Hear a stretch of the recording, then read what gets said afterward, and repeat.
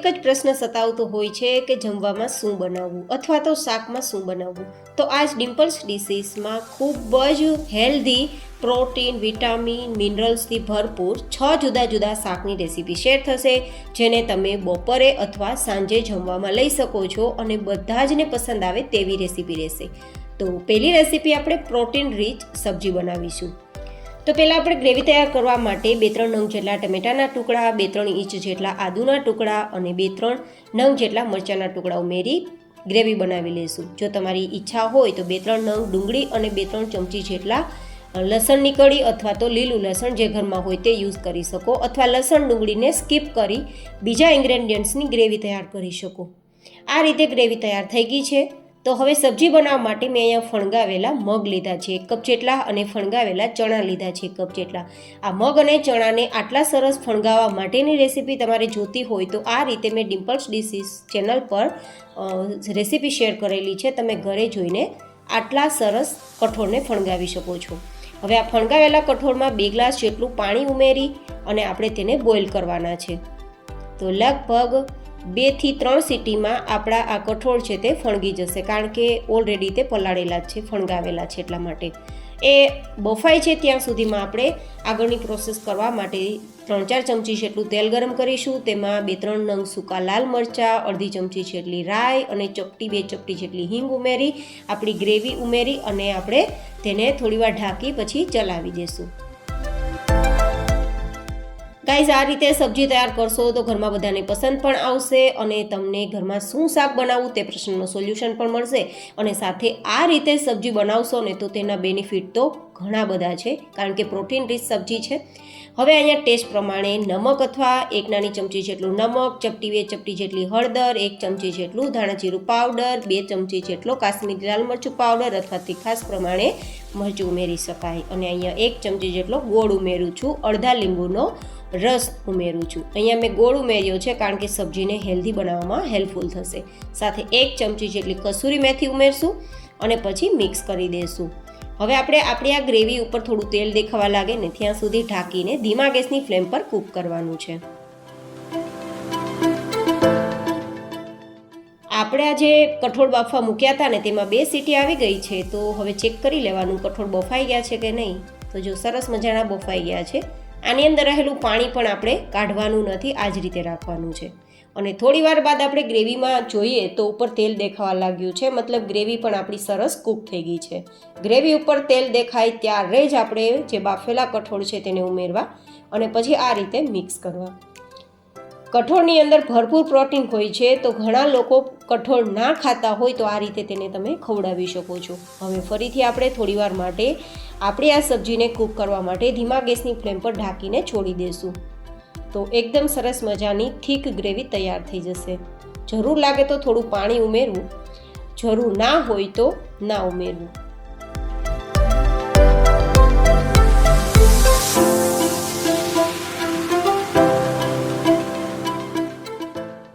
પાંચેક મિનિટ પછી આપણી સબ્જી છે તે એકદમ સરસ તૈયાર થઈ ગઈ છે. તો કોઈ પણ વેરાયટી સાથે સર્વ કરી શકો. રોટલી, રોટલા, ભાખરી, પૂરી તમને પસંદ હોય તેની સાથે, અથવા તો તમે આ સબ્જીને એમ જ ખાઈ શકો છો ચમચી દ્વારા, તો પણ ખૂબ જ સરસ લાગશે. હવે ધાણા સ્પ્રિંકલ કરી નીચે ઉતારીને સર્વ કરી લેશું. આ સબ્જી કેવી લાગી મને કોમેન્ટમાં જરૂર બતાવજો. હવે બનાવીશું બીજી સબ્જી જે વિટામિનથી ભરપૂર છે અને ખાસ કરીને ગરમીની સિઝનમાં ખાવા જેવી, જે છે દૂધીમાંથી તૈયાર થતી સબ્જી. દૂધીને આપણે ટુકડા કરી છાલ ઉતારી લેવાની છે.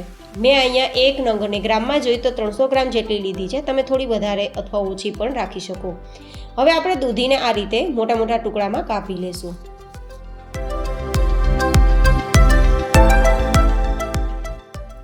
અને આ દૂધીના ટુકડાને આપણે કુકરમાં ઉમેરી દઈશું. સાથે આપણી દૂધીની જે સબ્જી છે તેને થોડી થિકનેસ આપવા માટે 1 નંગ જેટલું બટેટું ઉપયોગમાં લઉં છું અને થોડી પાલક લઉં છું.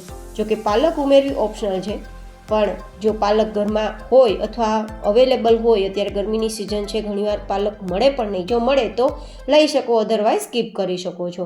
પણ એકદમ હેલ્ધી અને વિટામિન યુક્ત તમારે આ વેરાયટી તૈયાર કરવી હોય તો જરૂર પાલક ઉમેરજો. હવે અડધા ગ્લાસ જેટલું પાણી ઉમેરશું અને પછી આપણે તેને બાફવા માટે છોડી દઈશું. તો લગભગ 2-3 સીટી થાય ત્યાં સુધી આપણે ગેસ પર રાખીશું અને ગેસની ફ્લેમ એકદમ મીડિયમ રાખીશું, હાઈ પણ નહીં અને લો પણ નહીં. અને ત્યાં સુધીમાં ગ્રેવી તૈયાર કરવા માટે આપણે અહીંયા 3 નંગ જેટલા ટમેટાં, જેને ઉપરથી દાંડીનો ભાગ હટાવીને લેશું, 4 નંગ જેટલા મરચાં લેશું અને 2-3 ઇંચ જેટલો આદુનો ટુકડો લેશું અને ગ્રેવી તૈયાર કરી લેશું. તમે અહીંયા લસણ ડુંગળીનો ઉપયોગ કરવો હોય તો કરી શકો છો. આપણી ગ્રેવી તૈયાર થઈ ગઈ છે તો આપણે સાઈડ પર રાખી દઈશું અને કુકરમાં પણ 2 વિસલ આવી ગઈ છે તો ચેક કરી લઈએ. એકદમ સરસ મજાનું બટેટું બફાઈ ગયું છે. તો હવે જે પાણી છે તે કાઢવાનું નથી, તે પાણી સાથે જ આપણે આ રીતે મેશ કરી દેવાનું છે. ગાઈઝ, સબ્જી એની એ જ હોય છે, પણ ફેમિલી મેમ્બર્સ સબ્જીનું નામ લેતા જ ખાવાની ના પાડી દેતા હોય છે. તો ઘણીવાર એ લોકો ના પાડે તો આ રીતે તેમને સબ્જી ખવડાવી શકો છો અને તેમના ગુણધર્મો પણ અપાવી શકો છો. હવે આ રીતે બધું જ મેશ થઈ ગયું છે તો હવે સાઈડ પર રાખી દઈશું અને આગળની પ્રોસેસ ગેસ ફ્લેમ પર કરીશું. તો લગભગ 1-2 ચમચી જેટલું તેલ ગરમ કરીશું અને સાથે થોડું બટર. તમે માત્ર તેલ અથવા માત્ર બટરમાં પણ સબ્જી તૈયાર કરી શકો છો. અને થોડું તેલ ઘી ગરમ થાય પછી થોડું જીરું અને હિંગ ઉમેરી દઈશું, થોડી રાઈ ઉમેરી દઈશું અને પછી ગ્રેવી ઉમેરી અને પછી ફટાફટ ઢાંકી દઈશું જેથી વઘાર બહાર ના આવે. અને હવે આ રીતે ચલાવી દઈશું. આપણી વેરાયટીમાં સરસ મજાનો કલર આવે તે માટે અત્યારે જ મસાલા ઉમેરી દઈશું, જેમાં 1 નાની ચમચી જેટલું નમક, 1/4 ટીસ્પૂન જેટલો હળદર પાવડર, 2 નાની ચમચી જેટલું મરચું, મેં કાશ્મીરી ઉપયોગમાં લીધું છે, તમે તીખું યુઝ કરતા હોય તો ઓછું લેવું, 1 ચમચી જેટલું ધાણા જીરું પાવડર અને 1 ચમચી જેટલી કસૂરી મેથી ઉપયોગમાં લીધી છે. હોય તો ઉમેરજો, અધરવાઇઝ સ્કીપ કરી દેજો. સાથે 1 ચમચી જેટલો દેશી ગોળ અને પછી આપણે મિક્સ કરી દઈશું બધું જ અને ઢાંકી દઈશું જેથી થોડું ઉપર તેલ દેખાવા લાગે એટલે ગ્રેવી કૂક થઈ જાય. ગેસની ફ્લેમ ધીમી રાખીશું.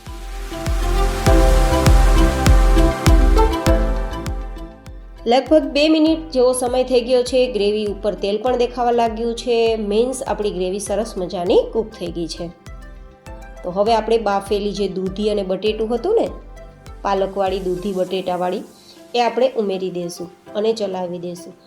આ રીતે તમને બધા જ શાકભાજીના ગુણધર્મો પણ મળી રહે અને ટેસ્ટ પણ મળી રહે.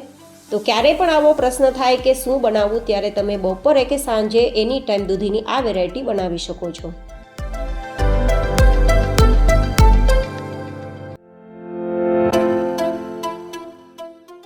હવે લગભગ 1-2 મિનિટ ઢાંકીને રાખી દીધું હતું તો આપણી સબ્જી ઉપર તેલ દેખાવા લાગ્યું છે.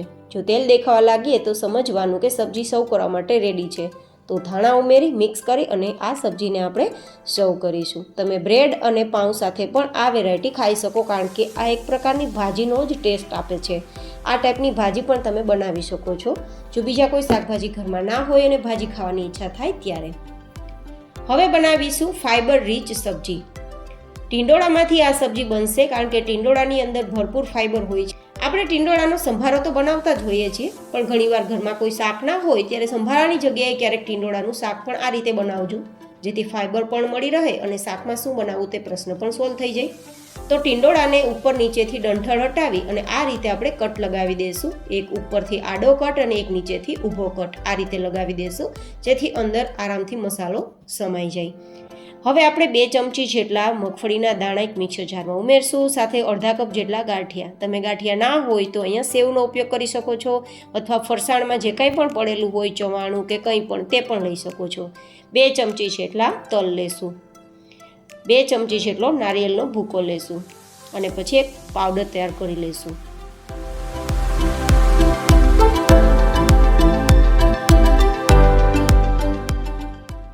હવે તેને સાઈડમાં રાખી દઈશું અને તે જ મિક્સર જારમાં એક પેસ્ટ તૈયાર કરી લઈશું.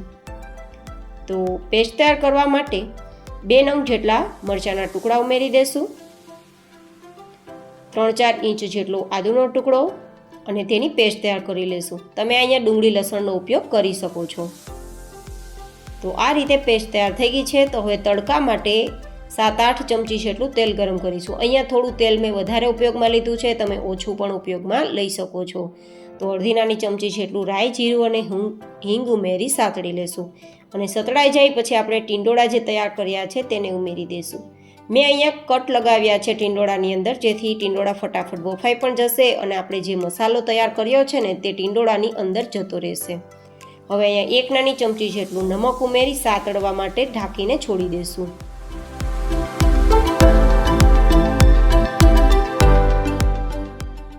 ધીમા ગેસની ફ્લેમ પર 2-3 મિનિટ માટે ટીંડોળાને છોડી દીધા તો ટીંડોળા એકદમ સરસ નરમ થઈ ગયા છે. જો આ રીતે ચપ્પુ આરામથી અંદર જઈ શકે છે, મતલબ ટીંડોળા નરમ થઈ ગયા છે. હવે આપણે જે પેસ્ટ તૈયાર કરી છે ને આદુ અને મરચાંની તે ઉમેરી દઈશું અને થોડો એકાદ લીંબુનો રસ ઉમેરી દઈશું, જેથી એકદમ સબ્જી ટેસ્ટફુલ તૈયાર થાય. અડધી ચમચી જેટલું હળદર અને 1 થી 2 ચમચી જેટલું લાલ મરચું પાવડર, 1 ચમચી જેટલું જીરું અને અડધી ચમચી જેટલી ખાંડ ઉમેરશું. અહીંયા ખાંડની જગ્યાએ તમે ગોળનો ઉપયોગ કરી શકો છો. અને પછી મિક્સ કરી દઈશું અને જે આપણે પાવડર તૈયાર કર્યો છે ને તે પાવડર પણ આપણે ઉમેરીને મિક્સ કરી દઈશું. ગાઈઝ, આ રીતે સબ્જી તૈયાર કરશો તો ફટાફટ બનશે અને બધા જ આંગળા ચાટતા રહી જશે તે રીતે બનશે. સાથે શાકમાં શું બનાવવું તે પ્રશ્નનું સોલ્યુશન પણ થઈ જશે. હવે મિક્સ થઈ ગયા બાદ થોડું હુંફાળું ગરમ પાણી ઉમેરશું, જેથી ગ્રેવી તૈયાર થાય. લગભગ મેં અડધા ગ્લાસ જેટલું ઉમેરેલું છે. તો હવે આ રીતે એકવાર ચલાવી દઈશું અને ઢાંકીને ધીમા ગેસની ફ્લેમ પર ઉપર તેલ દેખાવા લાગે ત્યાં સુધી છોડી દઈશું.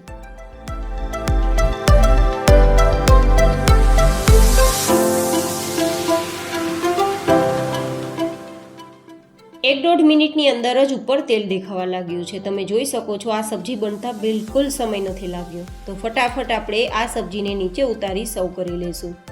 ગાઈઝ, આમાં ઉપયોગમાં લીધેલી સામગ્રીઓમાંથી જે સામગ્રીઓ તમારા ઘરમાં ના હોય અથવા તમે પસંદ ના કરતા હોય તેને સ્કીપ કરી બીજી સામગ્રીઓના ઉપયોગથી તમે સબ્જી બનાવી શકો છો. અને આજે મેં 6 સબ્જી તમને શેર કરેલી છે, તેમાંથી કઈ સબ્જી તમને વધારે પસંદ આવી તે પણ મને કોમેન્ટમાં જરૂર બતાવજો. તો તૈયાર થયેલી આ સબ્જીને આપણે સર્વ કરી લઈએ.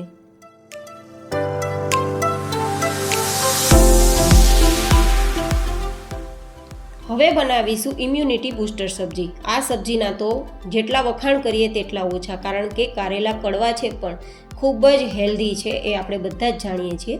તો મેં અહીંયા 250-300 ગ્રામ જેટલા કારેલા લીધા છે અને જેને હવે આપણે ઉપરથી છાલ ઉતારીને આ રીતે ટુકડા કરી લેવાના છે. જો કોઈ કારેલાની અંદર મોટા બીજ હોય તો હટાવી દેવાના, અધરવાઇઝ બીજ હટાવવાની જરૂર નથી. આ રીતે તમે વચ્ચેથી થોડો કટ પણ લગાવી શકો છો, જેથી ઝડપથી બફાઈ જાય. તો મોટા ટુકડા તૈયાર થયેલા છે તેને આપણે કુકરમાં ઉમેરી 1 ગ્લાસ જેટલું પાણી, 1 નાની ચમચી જેટલું નમક ઉમેરી અને ઢક્કણ ઢાંકી આપણે થોડા નરમ કરવા માટે બોઇલ કરી લેશું. લગભગ એકાદ સીટીમાં બોઇલ થઈ જશે, કારણ કે આપણે ટુકડા પણ નાના રાખ્યા છે અને વચ્ચેથી કટ પણ રાખ્યો છે. એ બોઇલ થાય ત્યાં સુધીમાં આપણે લોટ શેકવા માટે 1 કપ જેટલો ચણાનો લોટ લીધો છે, જેને કડાઈમાં ઉમેરી અને આપણે ધીમા ગેસની ફ્લેમ પર સતત ચલાવીશું અને થોડો લાઇટ ગોલ્ડન કલર પર આવે ત્યાં સુધી લોટને શેકીશું.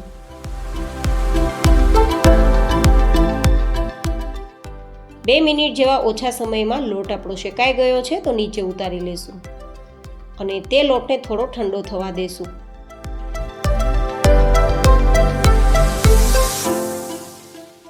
લોટને ટચ કરતાં બિલકુલ ગરમ નથી લાગતો, આટલો ઠંડો થઈ ગયો છે. તો હવે આપણે બીજા મસાલા ઉમેરીશું, જેમાં 2 ચમચી જેટલા આપણે આદુ અને મરચાંની પેસ્ટ ઉમેરીશું. મેં અહીંયા લસણની પેસ્ટ નથી લીધી, તમે ઉમેરી શકો છો.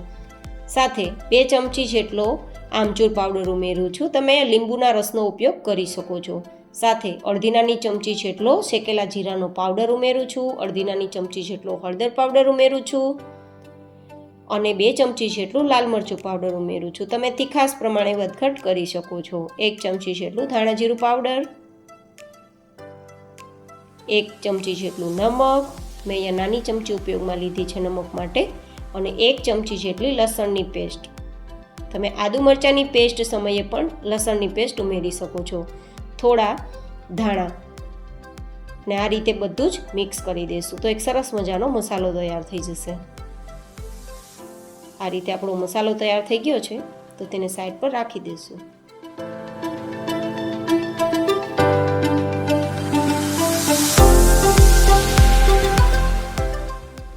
કુકરમાં પણ 1 સીટી આવી ગઈ છે અને આપણા કારેલા સરસ મજાના બફાઈ ગયા છે. તો હવે તેમાંથી પાણી કાઢી લેશું.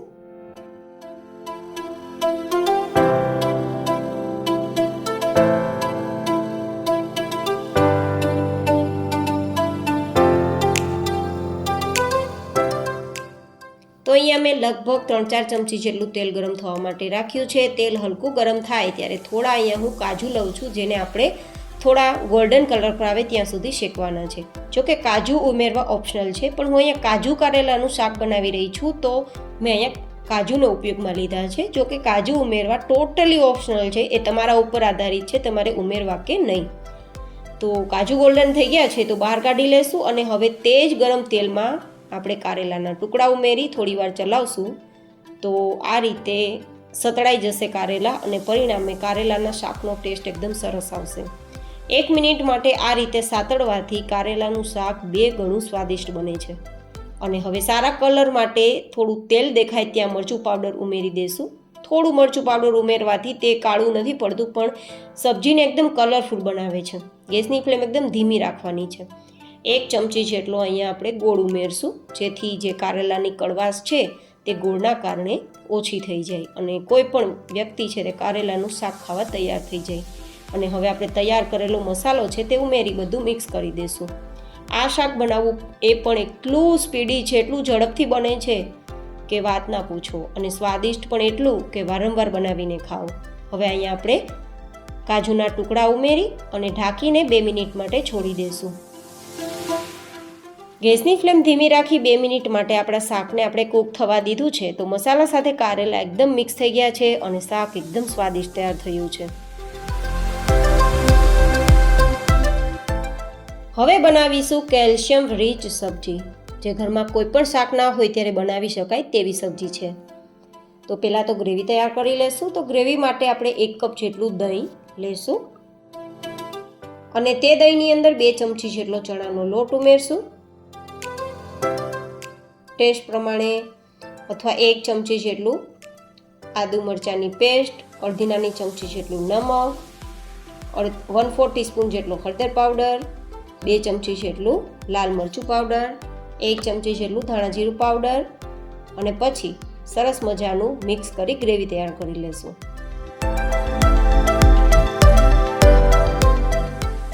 આ ગ્રેવી આપણી તૈયાર થઈ ગઈ છે. તો હવે આગળની પ્રોસેસ તૈયાર કરવા માટે ગેસ ફ્લેમ પર જશું. તો 2 મોટી ચમચી જેટલું તેલ ગરમ કરીશું. તેલ ગરમ થાય ત્યારે જીરું અને હિંગ બંને અડધી ચમચી જેટલું લીધું છે તે ઉમેરી 1 કપ જેટલા શિમલા મિર્ચના ટુકડા લીધા છે તે ઉમેરી દઈશું. શિમલા મિર્ચ ના હોય તો જે મોડા મરચાં આવે છે તેના ટુકડા લઈ શકો છો. અને હવે 1/4 કપ જેટલા કાચા મગફળીના દાણા ઉમેરી થોડું નમક ઉમેરી સાતળી લેશું. અહીંયા કાચા મગફળીના દાણા લીધા છે જે કેલ્શિયમથી ભરપૂર હોય છે અને તમને ખૂબ જ ફાયદા કરનાર હોય છે. હવે ગેસની ધીમી ફ્લેમ રાખી થોડીવાર માટે સાતળીશું. 2 મિનિટ જેવા ઓછા સમય પછી આપણે ચેક કરશું તો શિમલા મિર્ચના ટુકડા એકદમ સોફ્ટ થઈ ગયા છે. દાણા તો બફાઈ જ ગયા હશે તેલમાં. તો આપણી ગ્રેવી ઉમેરી દઈશું અને મિક્સ કરી દઈશું. ઘરમાં ક્યારેય કોઈ શાક ના હોય તો આ રીતે જરૂર બનાવજો. શિમલા મિર્ચ ના હોય તો મેં તમને આગળ બતાવ્યું તે મુજબ તમે કોઈ પણ પ્રકારના મોરા મરચાં જે તીખાશમાં બિલકુલ ના હોય તેવા તમે લઈ અને ટુકડા કરી આ સબ્જી તૈયાર કરી શકો છો. થોડી આપણે કસૂરી મેથી અને 1 ચમચી જેટલો દેશી ગોળ ઉમેરી મિક્સ કરીશું. કસૂરી મેથી ના હોય તો સ્કીપ કરી શકો છો. હવે ગ્રેવીને થોડી પાતળી તૈયાર કરવા માટે અડધા કપ જેટલું આપણે પાણી ઉમેરશું. હવે ઉપર તેલ દેખાવા લાગે ત્યાં સુધી ઢાંકીને છોડી દેશું.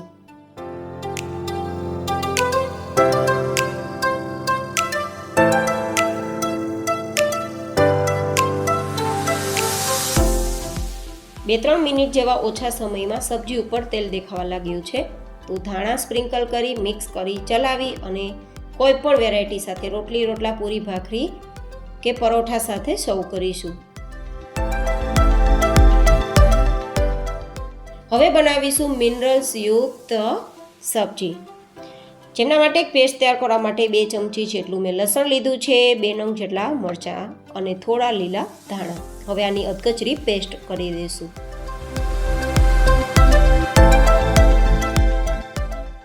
આપણી આ પેસ્ટ તૈયાર થઈ ગઈ છે તો સાઈડમાં રાખી દઈશું. આટલી અધકચરી મેં પેસ્ટ તૈયાર કરી છે.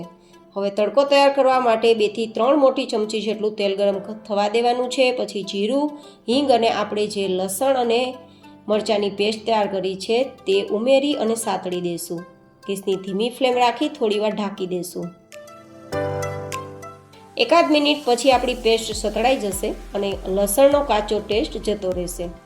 તો આ રીતે સતળાઈ જાય પછી આપણે થોડા મસાલા ઉમેરીશું. 1 નાની ચમચી જેટલું નમક, 2 ચપટી જેટલી હળદર, 1 ચમચી ધાણા જીરું, 2 ચમચી જેટલું લાલ મરચું પાવડર ઉમેરીશું અને સરસ મજાનું મિક્સ કરી હવે ગેસની ફ્લેમ બંધ કરી દઈશું. ગેસની ફ્લેમ હવે ચાલુ કરવાની બિલકુલ જરૂર નથી, નહીં તો વેરાયટી ખરાબ થઈ જશે. તો થોડા લીલા ધાણા ઉમેરી દઈશું અને હવે તમને મેં બતાવ્યું તે મુજબ બંધ ગેસની ફ્લેમ પર આપણે 2 કપ જેટલું દહીં ઉમેરશું. દહીં હર ઘરમાં અવેલેબલ હોય છે અને ક્યારેય શાક ઘરમાં ના હોય ને શું બનાવવું તે પ્રશ્ન હોય તો આ રીતે તમે દહીં તિખારી તૈયાર કરી શકો છો. બહાર કરતાં વધુ સ્વાદિષ્ટ દહીં તિખારી એકદમ ઝડપથી અને એકદમ ઓછા ખર્ચે ઘરે તૈયાર થઈ જાય છે. હવે બંધ ગેસની ફ્લેમ પર આપણે થોડીવાર ચલાવશું તો એકદમ તિખારી તૈયાર થઈ જશે. નીચે ઉતારી સર્વ કરી લેશું. આ તિખારીને રોટલા કે ભાખરી સાથે ખાજો, ખૂબ મજા આવશે. તો તૈયાર થયેલી 6 સબ્જીમાંથી વધારે કઈ પસંદ આવી તે પણ મને જરૂર બતાવજો. ફરી મળીશું નવી જ હેલ્ધી એન્ડ ઇન્ટરેસ્ટિંગ રેસીપી સાથે. ત્યાં સુધી stay healthy, stay happy, take care.